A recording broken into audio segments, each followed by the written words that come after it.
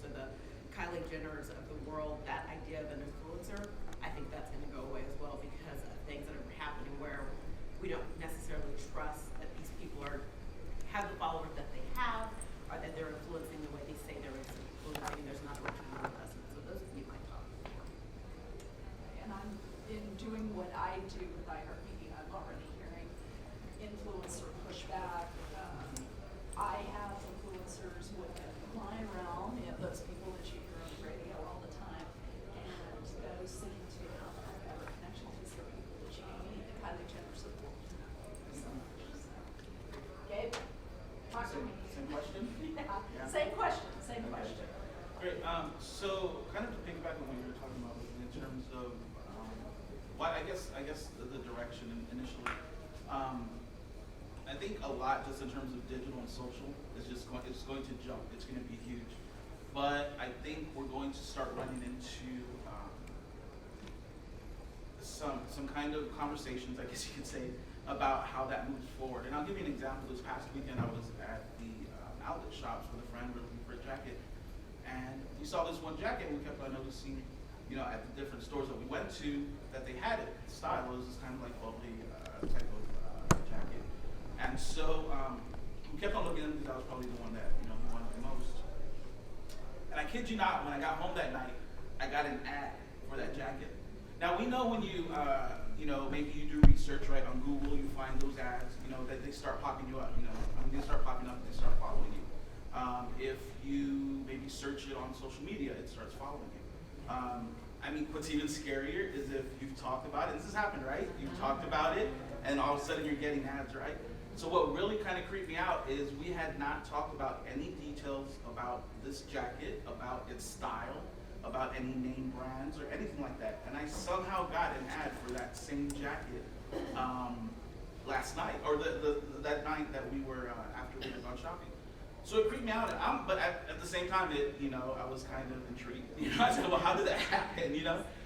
Was it based on my visits to the different stores? Is there somehow something attached to the jackets or the cameras or something like that? How did that happen? And so I think kind of stepping back from that, we're going to start having conversations, and we're starting to see it happen in the political realm right now. As if anybody noticed,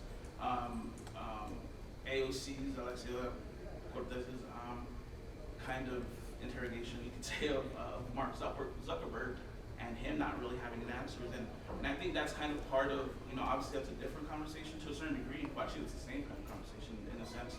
But we're going to have that conversation before social and digital moves forward. Again, because there's just so much data that's out there, and everybody has control of it. And at some point, people are just, people are kind of getting fed up with it now, but it's going to reach a tipping point. And I think what's going to be interesting is what happens next and after that. And just kind of think back on influencers, I agree, you're starting to see a drop in terms of these huge influencers, but right now, and what some small businesses can benefit from to a certain degree, and what a lot of people don't know, is we have 20, 30 huge kind of big influencers here in El Paso.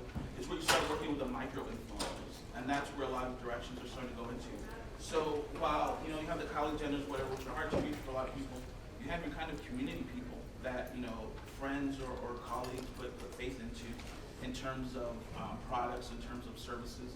So I wouldn't say the influencer trend, in my opinion anyway, is going to die completely. It's just going to change from going from these big spends on these huge celebrities to these micro influencers, which is happening now. I think La Croix was one of the first ones, of sparkling water, to kind of take that step and see successful results.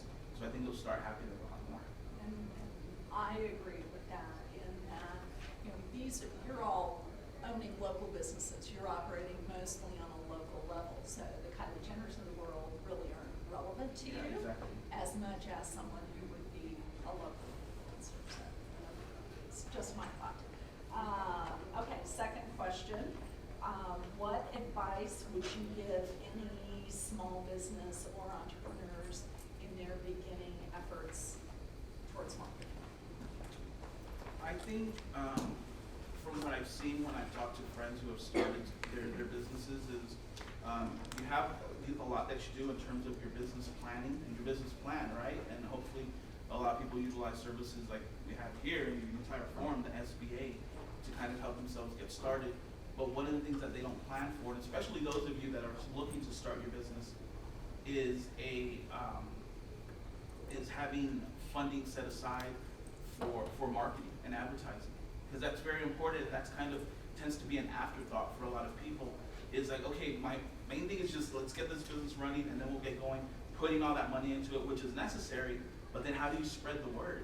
You know, and if you have somebody or somebody that's on your team or yourself or a family member that's kind of social media savvy, that's great, because I feel that that's small businesses, especially in El Paso, benefit greatly from that. But that's very time consuming as well. You know, it's not very much just like your personal Facebook post, like, oh, I'm gonna post this, whatever. You know, it does take some time, it takes some planning. So my advice would be, keeping that in mind as part of your budgeting, as part of your loan request when you work with the SBA or whoever else you're working with, so that once you're ready to launch, then you're able to build awareness of your business. Aside from word of mouth. What I would add to that is make sure that you're talking to the people who are going to buy your product and reach out to those consumers, because understanding their pain points will make your marketing plan that more thought through and thought out. I would also, to piggyback what he said, I come across entrepreneurs who are like, we'll just run some stuff on social media and we'll get somebody to do it for free. Invest in your business, and part of that investment comes to the marketing piece. Get somebody to help you do the research that you need to do, be smart about how you spend your dollars, and doing it for free.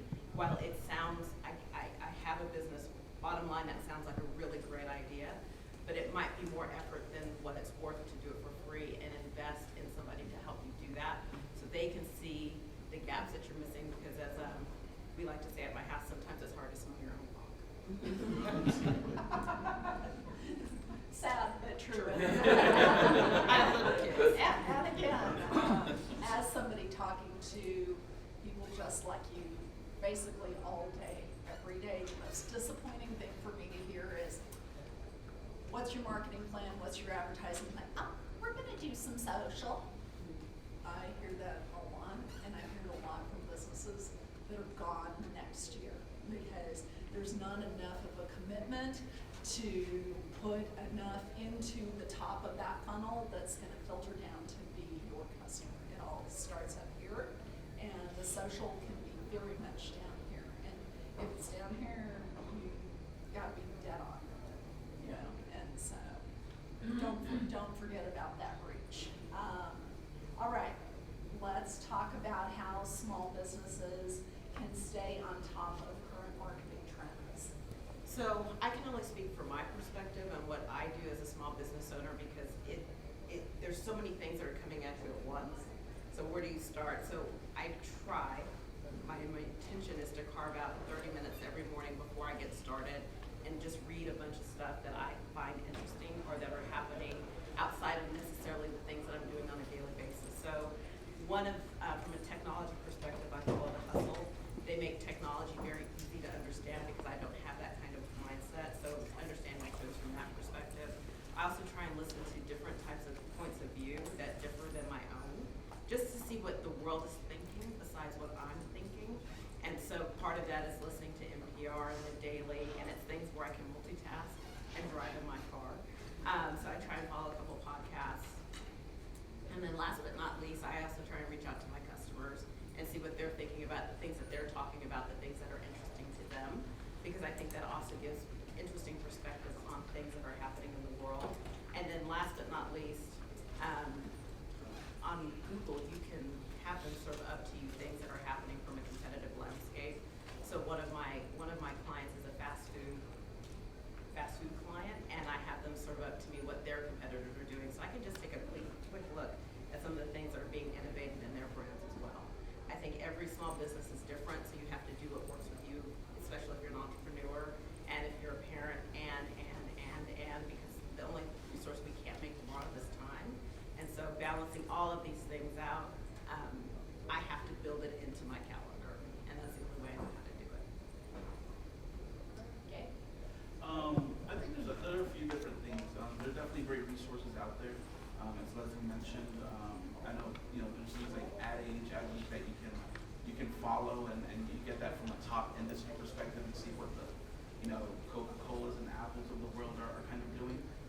But small businesses sometimes are a little bit different than the Coca-Colas and the Apples in the world, right? So I think one of the things that can also be done is researching competition on different levels. Because if somebody's already been in the field and they're doing what you need to do, then maybe they have a little bit of expertise, you know. And so, I mean, that's just part of it. Obviously, you can't be fully dependent on that, but I think that's a good. I mean, I think that's something that I've done in the past in terms of what's the competition doing. Let's see what they're doing. You know, what's wrong, what looks right, what looks wrong, in terms of them kind of moving along and being successful. And at different levels as well. Maybe research at the level where you want to be, you know, and see what they're doing that seems to make their business kind of succeed and successful. And look at that and take that, of course, with a grain of salt.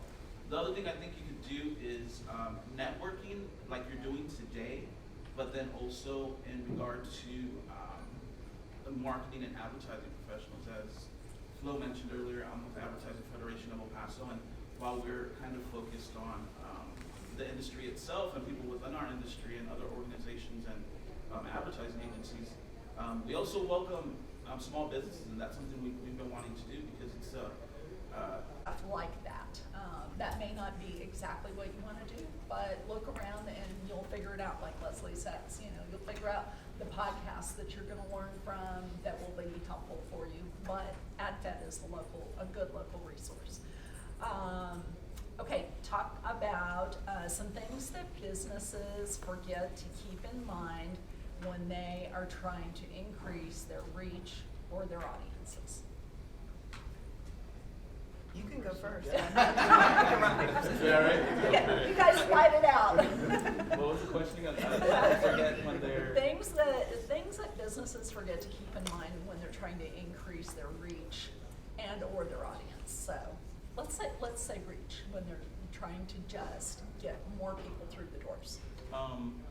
Again, I mean, I think I'll go back in terms of a proper strategy and approach, and again, and that's one of those things that you can get from, you know, doing a little bit of research or reaching out to somebody that's a professional in that, because you're a professional in what you're doing, right? You're a professional in opening up a bakery. You're a professional in opening up a rock wall business, what have you.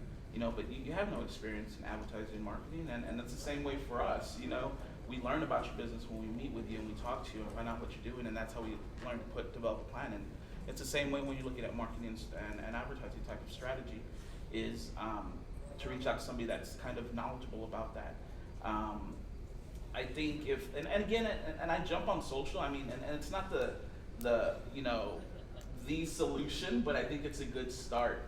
And Flo's right, I mean, because you can't just depend on social alone. You have to, you know, that can be your base, your foundation, but you need to go into other efforts as well, whether it's radio, and that's right with your audience, perfect for your audience, if it's outdoor, if it's, you know, publications for a different demographic. So I think when you start with social, then it's, you know, that's an opportunity to learn about your audience as well and how to reach out, because anybody, I mean, I believe, even though I'm in the industry, that building an ad campaign, you can, you know, easily follow the basics and start to learn how to develop your audience off of social and Facebook. How many of you, and just if I can see a show of hands, actually do Facebook ads and things along those lines? So have you dug deeper into like your audiences and what you can, and have you noticed when you start looking in, it's very much like an iceberg. The tip of the iceberg, you have like the basic information, and you start digging, you're like, whoa, there's a lot more I can do with this, right? So research that, and you know, don't be afraid to Google that, and you know, see how that works. YouTube, there's so many possibilities with it, and a lot of that information can be at your reach. Obviously, up to a certain level before you want to, you know, reach out to a strategist or an expert. But I think that's one of the things to kind of get you going, and then that's your foundation for everything else. And just when you thought you had it, you understand it all. They changed oh wait, up on you. now they're podcasts, and podcasts are Oh, the yeah. number one trend. And so it's like, where do we go from that? So it's always going to change. I'm all about stealing things from smart people, so I'm going to tell you all the things that I've been stealing. One, and that this is free, you can go through Google and get go through their analytics program so you can understand how the data works. I think that's important. Two, I think when you bring people in from looking at the marketing experience from, I guess, 360 degrees, what is the experience that they have, because you want them to leave and feel good about the experience that you had, that they had while they're there, because God only knows what they're tweeting and what they're saying and all those things in social. So how do you, I would think through, once you put them in the door, how are they gonna become evangelists for your brand? And 3, one of the things that everybody could be better at is looking at the program that you put together, and then, I gotta figure out a better word to use, but the postmortem. So everything that went right and went wrong at the end of whatever that event was. Recap, it's a recap. But really digging into that, because one of the things that I had an opportunity, we pitched a piece of business that we didn't win, and the client that we pitched said, come in and we'll talk about where you could have had improvements. And they walked us through our proposal. I'm like, well, now I know how to write the next one. And I think those things are very important. So you have to be, as Brene Brown would say, vulnerable, which also feels terrible as a business owner. Yeah, it's all good information, good advice. I think we have time for one more quick question, and this, I'm going to kind of morph this into one question. Talk about marketing trends that are currently popular for small businesses right now, which may or may not be the most interesting trend for this year. And forget I mentioned podcasts. Ask that again. So the marketing trends that are currently popular for small businesses, I'll leave it at that, because I went back and tied it into 2018, which is redundant. Yeah, I can start with that. Small business stuff. Again, specifically. I know I'm hammering this, but I mean, social media is definitely great, and it's effective, it's cost effective and whatnot, and I think that's one to very, very much dig into. We touched on it earlier, and I think it's very much something that if you do the research and you're able to find them, it can be beneficial, is influencers. And again, I think these community type of influencers are the ones that are going to be able to help your industry. And obviously you have to do a little bit of research in terms of what kind of influencer you're looking for, right? I mean, if you have somebody that's doing, it's this fitness guru, you don't want them, promoting your donuts, because they're not going to want to, it's going to be kind of hard to combine the two. But obviously if you have somebody that's a foodie, and they love donuts, well, there's your pick right there. And that's something that, through a little research or some different contacts you can get a hold of. But I think that's one of the ones that it's not going to die. It's going to die from that high kind of celebrity level, because as we're seeing, I mean, audiences are at this point, they were kind of enamored with that. And I mean, you got to give props to the Kylie Jenners of the world, to a certain degree, obviously, making all that money. But audiences, and especially millennials and Gen Z especially, is starting to see through all that. I mean, and Gen Z are your kids, your tweens up to your teens and early 20s, and they're just no nonsense. If any of y'all have kids, or yeah, maybe that makes a little sense, right? They just, straight to the point. Don't give me any BS, and what's the deal. So that's, I think, part of where we see a lot of that trend dying. But where it comes something different, if it's some kind of foodie, somebody that's related to that field, or some kind of expert, and helping. And it doesn't even have to be to a certain degree. You can turn people into influencers. Maybe it's somebody that really knows, your brand, or knows your industry, or knows your product. That you can help to have them. They can help to promote you and push it through their own platforms. So, and I think that's one of the, for me, the top one. I think just to piggyback on what you said, the things that I'm seeing is a lot of personalization. But I think where small business gets it is that they know the customer, that's just not throwing something at them. So I think we'll see more of that from small businesses, and truly knowing who the consumer is and understanding the customer. There's a reason why when you go to start, well, they used to, not necessarily more, they put your name on the cup, but now it's typed in. They want you to feel like you're part of the brand and the barista. I think small business is much better at truly having that authentic relationship. So I think we'll see more of that from small business. And I also think that small business has an opportunity to not only make life convenient for the consumer, but also put that personal touch on it, where people really feel like they are truly connected with what's happening on the business front, and also what's happening from the purchasing side. And kind of just to add to that, and this is kind of from a local level, but I think you can see it. You would probably see it at any kind of community, whether it's New York or us, or something like Midland, hopefully maybe. but is cross promotion to a certain degree with brands that fit your brand. You know, again, you know, not to use the same example, if you're a burger joint, maybe not collaborate with another burger joint, but why not collaborate with a brewery that's down the street, you know, and have some kind of cross promotion. Things along those lines. So I'm sure, you know, that kind of example can help with some of you, but I've seen that be successful for a lot of different organizations and helping to get your word out there. El Paso is so great right now, and that's one of the things of OSAPA that we wanted to push. 15 years ago, you did not see any El Paso pride and joy really, or very minimal, and that's changed a lot. And I think we see that now through a lot of the events. Every weekend, there's like 15 or 20 things to do, right? It's like deciding, what do I do? And a lot of those things end up being festivals, things that, I mean, we're the Sun City, so we're outdoors a lot, right? So looking at opportunities to kind of maybe something coming up, and you know, if it's next month, it's too soon, but plan for the next year. Start planning out 2020 and seeing, you know, what's happening and how can I fit into that to start getting my audience, getting my brand exposed to these new audiences. So there's a variety of different approaches, just kind of thinking out of the box outside of the traditional kind of efforts. All right, let's open the floor. We have about 5 minutes, 6 minutes for questions. Does anybody have questions? Okay. Yes. So, I'm in the process of launching my business. Congratulations. And Bless you. I was making gym and workout equipment. So I plan on opening a gym here in El Paso, selling my equipment here in El Paso. It's also something that in order to really make money off of it, I needed to go national and then eventually hopefully global. In a business like that, would you recommend immediately going after that national level marketing, or still just starting local and then building it from there? Do you follow CrossFit and how they did their marketing? Yeah, I used to work out at one of the first CrossFit gyms in California. Okay. And it's like I did their branding and everything. But also I designed Sure. and I draw it. Like they had so much money to pour into that. I'm sure, and I don't know how their investment structure worked, but I think what's interesting about them, or even, I'll even say, some of the things that I follow is the subscription model. So for those is everybody familiar with CrossFit? I jumped on a box and broke a toe, so just know. But what they did with that was really interesting is they brought community back to gyms, and so it's competitive and supportive at the same time. So you have this feeling that you belong there and you're competing, but yet you're supported while you're there. The workouts are pretty fast and intense.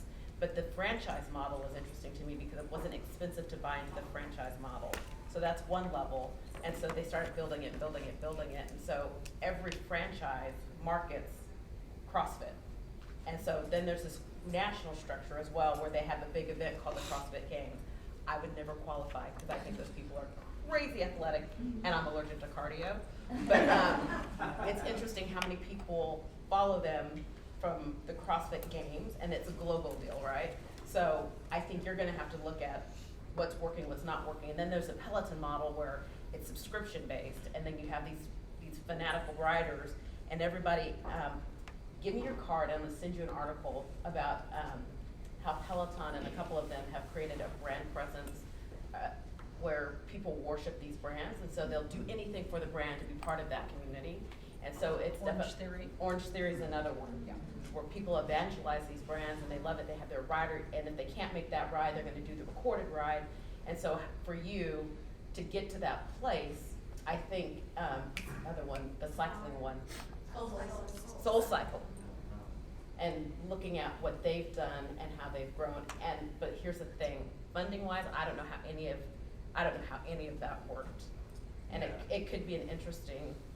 I think the subscription ones, like, I know a lot of the subscription ones started with very little resources. Right. When they started off, I think it was the beauty of the subscription boxes, like even like, I think it was like Fit Aid and then Fit Box and then Gym Box, and it's that monthly subscription where like, and I do plan on having an app that goes with my product so that people can follow the app, follow the Instagram, and it'll give you a workout every day to use with the product. Which is so it like smart. writes your gym plan and everything for you. So I think the subscription model is something I've been looking at. And last but not least, look at the app that the Mayo Clinic's using when you go in there for a physical, from how they follow, how they serve you, how you give them information and how they serve it up, and it follows you through your life cycle. Okay, yes. I just want to make a suggestion for him. I actually just opened the gym, so I'll be talking to you. Okay. But I have a separate company in which I tried to spread my product nationally, And before I've even built a local base, it's been one of the hardest things to do. And we basically just stopped marketing nationally, because once you go national, there's so many other factors. So you have to see if you can find the market locally, and I would suggest working up from there, because the market nationally is just so much harder to deal with. And then you have, you know, national shipping and national customers, and you can't interact with those people, and you can't be there, you know, at the drop of a dime like you can be with somebody locally.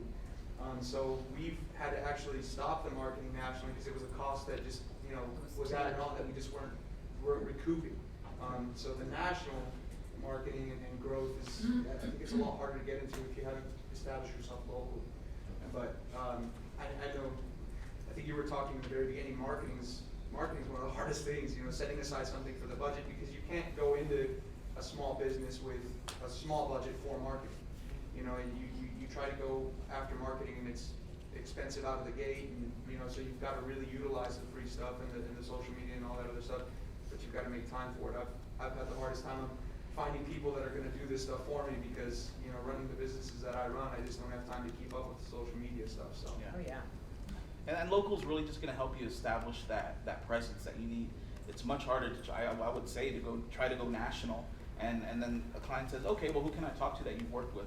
Well, if you haven't established yourself, you know, and then where's the proof, and how are you gonna gain the confidence in there, and then wanting to utilize your services. So, and it's just much easier on a local level. Not to say you don't go national, and you can start maybe looking at plans or how you would do that, you know, time efficiently, because that's one of the biggest factors I would think is the time you have to put into putting that plan together. But establish yourself, start getting, you know, great customer reviews type of deal, and then, you know, you have that base that you can go off to start going into, and, you know, outskirts, regional level, and then, you know, expand from there. I am pretty sure that all three of us have business cards. If you'd like them, come talk to us. We technically are out of time. It is 9:45, and